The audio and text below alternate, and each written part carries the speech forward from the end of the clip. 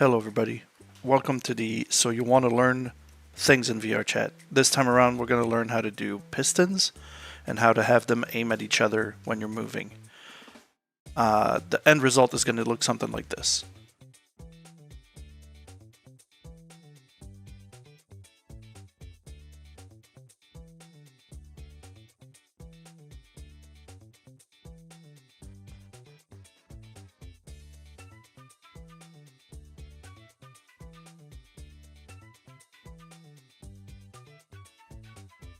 Obviously in Unity, when you have all the model rigged and ready to go, it'll be a little closer to this. You have to have full body for the version that I made for my own models to really be visible, because you need to be able to move the chest, you need to be able to move your spine like independently if you want. And yeah, the more articulation you have, the better this looks for my version of it. For your own pistons, then you can do whatever you want, but like to have these kind of things, this is what I'm going to try to set up for you guys. So to start off with this, you're going to need a few things. First off, you're going to need a model that does have pistons ready. That would look something like this in Blender, where you have a bottom bone moving the bottom part of your piston and a top bone moving the top part of your piston. If you want to see how it looks, the bottom bone would be moving the bottom part and partially the piston. The top bone will only be moving this part of the piston. And same for what it's connected to, bottom part, top part. If you want to make those, you're going to have to weight paint or learn to weight paint something similar to this, where you have in red what you want to properly move with a gradient on the piston. Same thing for the other part, fully move in red, partially gradient on the rest. It's not too hard to weight paint this way, but you're going to have something set up like this. Every bone that you're going to have are going to be in their proper space, as in like the parent of them. So these ones will be controlled by the hips, these ones will be controlled by the spine, and then further up the line we'll be having some for the chest, etc, etc. The other thing you're going to need for this tutorial is something called Final IK. The Final IK unfortunately isn't free. It is $90, it is expensive. This could be a different currency for you, so for me it is $90. But it is something that we're going to need because we need aim IK for it. The aim constraints of VRChat do not work the same way, so unfortunately I didn't find a way to make it work with the aim constraints, but this is how I got this one to work.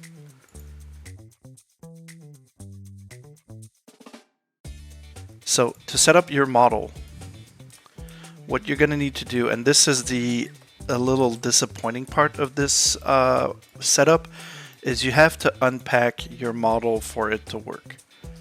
The reason is that, for VRChat at least, when you set up your bones, they cannot be within the armature. Otherwise people will not see this animation go through. Like the pointing at each other, it will only work on your side. For it to be visible by other players, it has to be outside your armature. And the way we do this is we create parent constraints back to their original location. So to start off, let's say we have we'll do these two bones. The bottom part here, and within the spine, the top part here. So one is in the hip, one is in the spine. So we're going to create a empty game object for the hips and an empty game object for the spine. You just right click the hips and create empty, call it hip connect. We're going to put it at the base of your model, and then same thing for the spine, right click, create empty, spine connect, and put it at the base of your model. Now these two are outside your armature. You want to parent constraint them back to their original location. So you go to hip connect, add a parent constraint, add a little source here with the plus sign, and you slide in the hips, activate it, and do the same for the spine. Like this, add the spine. Now, these two are going to follow your spine and hips. You want to put now all the bones that you want to have the aim IK on outside of your armature. So to do this, you're going to have to right click your model, and you're going to have to go to prefab and unpack.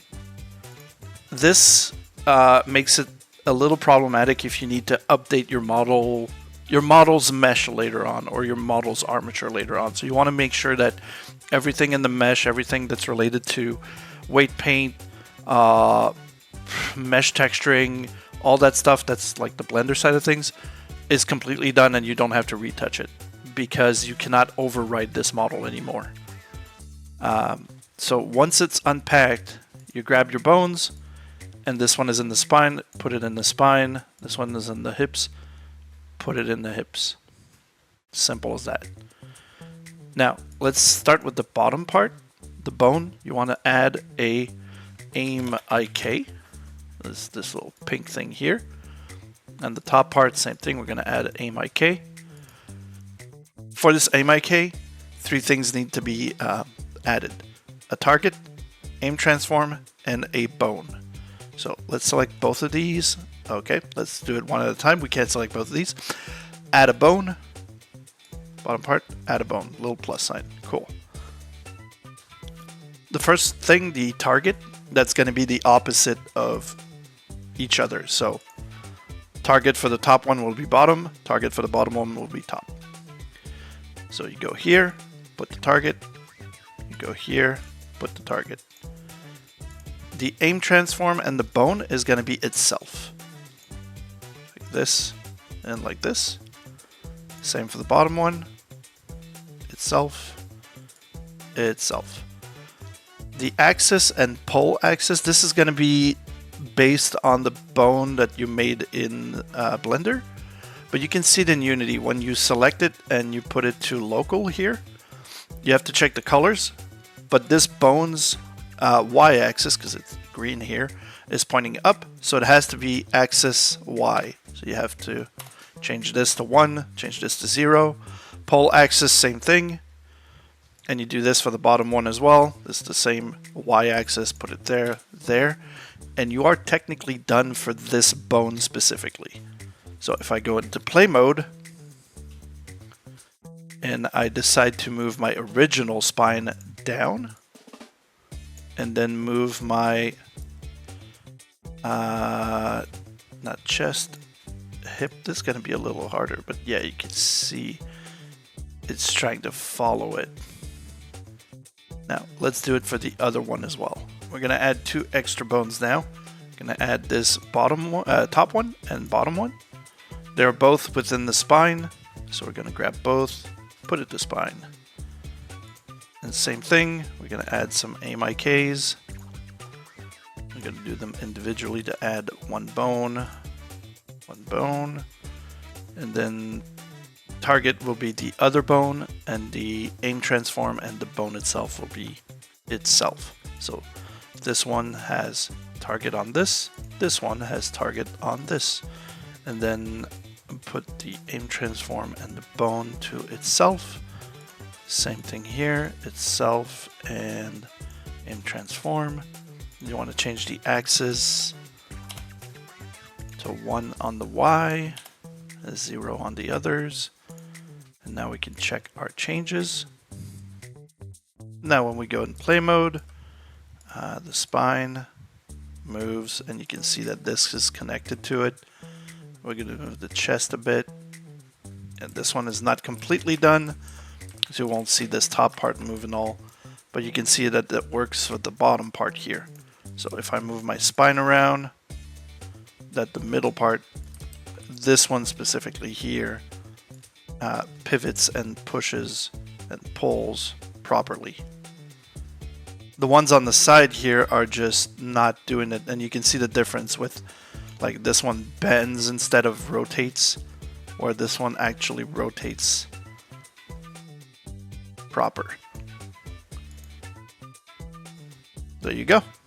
It's as simple as that, but it's a long process when you have to do it for every single bone in a complex model like this one.